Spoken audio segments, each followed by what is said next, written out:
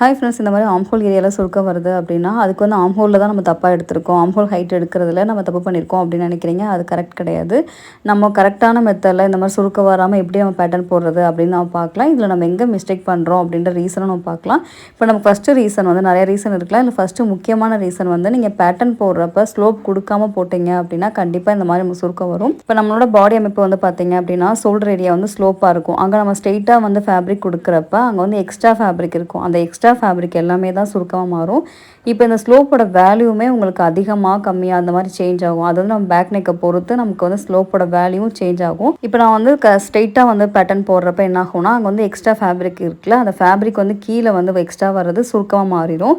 இதே நீங்கள் வந்து அந்த நம்ம ஷோல்டருக்கு ஏற்றாப்புல ஸ்லோப்பாக கட் பண்ணீங்க அப்படின்னா உங்களுக்கு சுருக்கமே இல்லாமல் கரெக்டாக வந்துடும். இப்போ ட்ரெஸ் வந்து நம்ம எல்லாருமே தைக்கலாம், ஆனால் கரெக்டான ஃபிட்டிங்கில் தைக்கணும் அப்படின்றது தான் ரொம்ப முக்கியம். இந்த மாதிரி கால்குலேஷன் படி கரெக்டான மெத்தடில் நீங்கள் பண்ணீங்க அப்படின்னா உங்களுக்கு வந்து பெர்ஃபெக்ட் ஃபிட்டிங் வரும்.